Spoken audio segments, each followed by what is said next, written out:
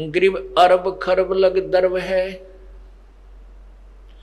रपती coat अनंत, नाहक जग में आई या जिन से न पूर्ण संत। अरब खरब लोग धन है और करोड़ों जिसके हाथी हैं, और जिसने पूर्ण संत की साधना के बताए अनुसार पूर्ण परमात्मा की भक्ति नहीं की, वो तो व्यर्थ में इस संसार में आया, अर्थात उसको उसका मानव जीवन व्यर्थ है। ग्रीब माया हुई तो क्या हुआ, भूल रहा नरभूत, पिता कहेगा कौन को जो वैसा का पूत। जो पूर्ण परमात्मा की साधना नहीं करते, पूर्ण संत की शरण में नहीं है, उनके विषय में कहते हैं माया हुई तो क्या हुआ, भूल रहा नरभूत। जीवित ही भूत बना हुआ है तू, माया की हवस तेरे 24 घंटे दिन रात माया जोड़न में अपना जीवन व्यर्थ कर रहा है। यहां से जाने के बाद तेरा कौन वारिस होगा।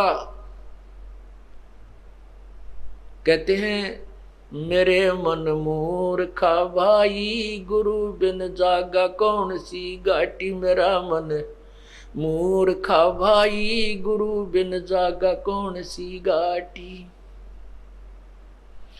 फिर कहते हैं बैल बने कंगाल का, तेरे कड़पा बाजा लाठी। मेरा मन मूर्खा भाई, गुरु बिन जागा कौन सी घाटी। जिन्होंने यहाँ पूर्ण संत नहीं, गुरु नहीं बनाया, तो यहां से जो प्राणी जाता उसका कोई वारिस नहीं होता, आगे संभालने वाला नहीं होता। जैसे कहते हैं वैश्या के कोई पुत्र हो जावे, वो किसको पिता कहेगा। पुण्यात्माओं, ये बहुत गहरी बात कही है प्रभु ने अपनी वाणी में, कि जिस प्रकार हम व्यभिचारिणी भक्ति कर रहे हैं, अव्यभिचारिणी भक्ति होती है केवल एक परमात्मा की साधना, अन्य भगवानों देवताओं की पूजा नहीं करनी चाहिए। तो कहते हैं जैसे व्यभिचारिणी औरत वैश्या होती है, उसके पुत्र हो जाता है तो किसको पिता कहेगा, कोई वारिस नहीं बनेगा। तो इसी प्रकार जिन्होंने पूर्ण संत और एक प्रभु की साधना नहीं की, वो साधक भी और जो साधना नहीं करते वो भी, चाहे कितने धनपति हैं, कितने उनके पास संपत्ति है और कितने ही वो माया में लीन है, कितनी माया उनके पास है, यहां से जाएंगे तो कहते हैं आगे जाकर उनका कोई ठिकाना नहीं।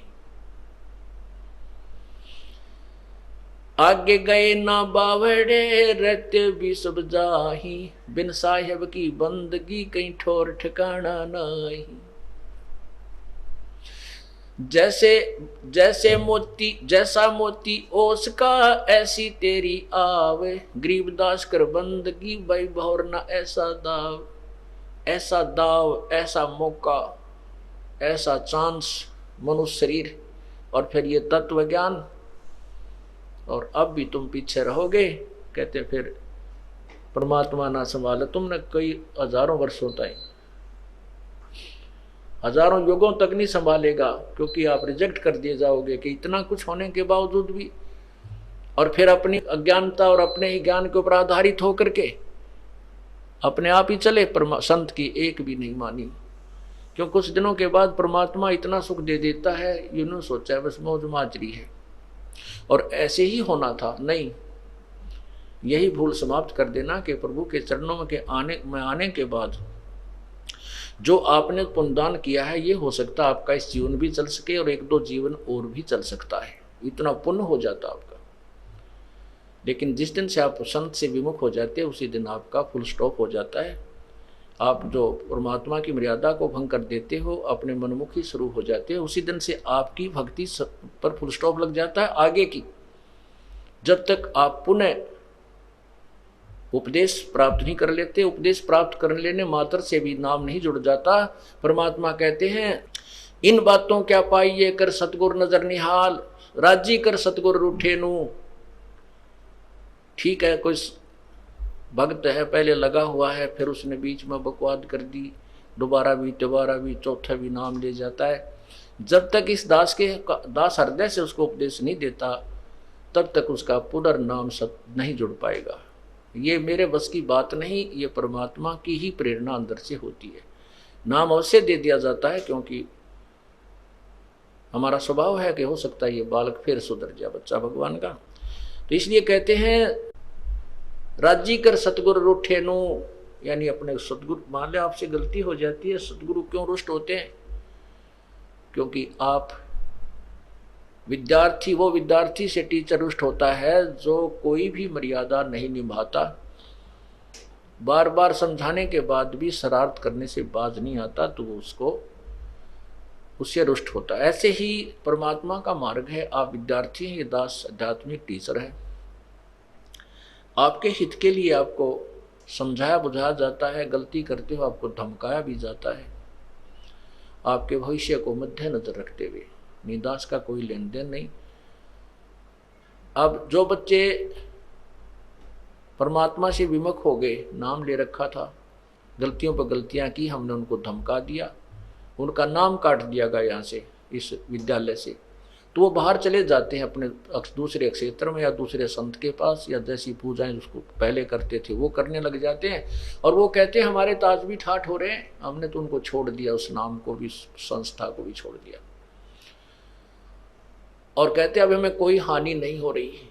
पुण्यात्माओं, आप जब तक आपका नाम जुड़ा है, आप कोई गलती करते हो, परमात्मा आपको झटका देता है एक आधा हल्का सा, ताकि तुम सुधर जाओ, सावधान हो जाओ, आगे गलती ना करो।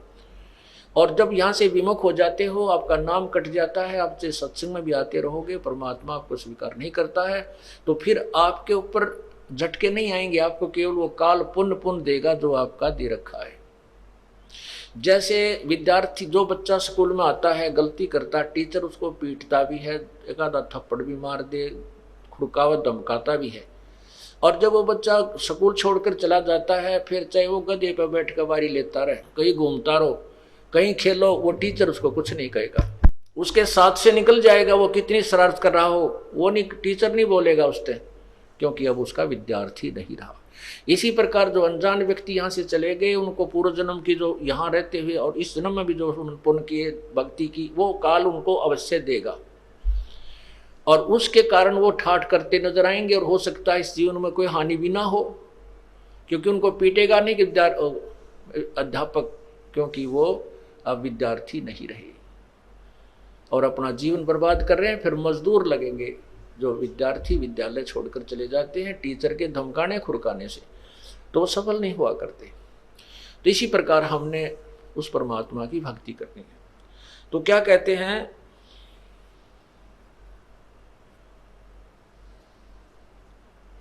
माया हुई तो क्या हुआ, तू भूल रहा नरभूते, पिता कहेगा कौन को, जो वैश्या का पूत,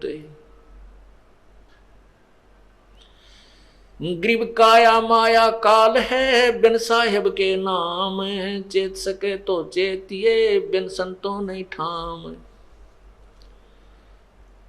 काया ये शरीर और ये संपत्ति, ये माया, ये दोनों ही काल समझ लेना। यदि तूने पूर्ण परमात्मा की भक्ति इस काया रूपी काल से और माया रूपी काल से यदि परमात्मा की भक्ति नहीं की, उसका सदुपयोग नहीं किया, तो दोनों ही काल हैं, ये तेरे जी के झाड़ बन जाएंगे। अब जैसे ये शरीर रूपी, शरीर को, काया को काल क्यों कहा? यदि हम इस शरीर के द्वारा भगवान की भक्ति नहीं करते हैं, सेवा नहीं करते हैं, दान नहीं करते हैं, तो बाकी क्या करते हैं? सारे काल के जाल में रहने के ही कार्य करते हैं। झूठ बोलते हैं, चोरी करते हैं, ठगी करते हैं, या पेट भरने का धंधा ही करते हैं। और माया काल क्यों कहा? यदि इसको सदुपयोग नहीं करते हैं, भगवान के धर्म धार्मिक कार्यों में नहीं लगाते हैं, तो ये माया हमारे जी की झाड़ बन जाएगी। क्योंकि इस माया से हम संपत्ति गणी बनावांगे, मरते समय वह संपत्ति याद रहेगी, कदे बेटे खराब कर दें, ये बालक रह गए, कदे संभाल ना सकें, और वहीं जन्म हो जाएगा, और उन्हीं का किता बैल या कोई और पशु पक्षी बनकर वहीं घूमते रहेंगे। तो क्या कहते हैं? काया माया काल है, बिन साहेब के नाम, साहेब मन परमेश्वर, और चेत सके तो चेतिए, बिन संतों नहीं ठामे। तत्व यानी परम संत के बिना कितना ठिकाना नहीं है। अगर चेत सके तो चेतना, समझना है तो समझ जाए इस संकेत को।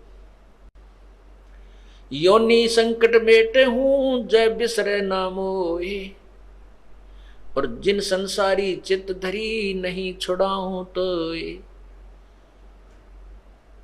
अब परमात्मा कहते हैं कि तेरे इस जन्म मरण के झंझट को मिटा दूंगा यदि तू मुझे नहीं भूलेगा। मुझे भूलने का तात्पर्य है मेरे द्वारा दिए गए इस ज्ञान पर दृढ़ रहेगा और ये भक्ति करता रहेगा, तो फिर मैं तुझे काल के जाल से छुड़वा लूंगा। और जिन संसारी चित धरी, जिन्होंने वही संसारिक अपने ही विचारों पर आधारित रहे, कहते फिर नहीं छुड़ाऊंगा, फिर नहीं छुड़ाऊं तो है। ग्रीव योनि संकट मेट हूं जय बिसरे नहीं मोहे, जिन संसारी चित धरी नहीं छुड़ाऊं तो। 184 बंद से सतगुरु लेत छुड़ाए, और अंतर में नाम होए तो जुनी बहोर न जाए। इस 184 बंद 84 लाख योनियों में जो कर्मों के बंधन से हम बंधे हुए हैं, भोग रहे हैं, इस 184 बंद से सतगुरु लेत छुड़ाए। इस कैद खाने से वो बंदी छुड़वा लेता है। और उसके लिए क्या बताया है कि जिनके हृदय में सच्ची लगन से भगवान की भक्ति चल रही है, फिर वो 84 लाख योनियों में नहीं आएंगे।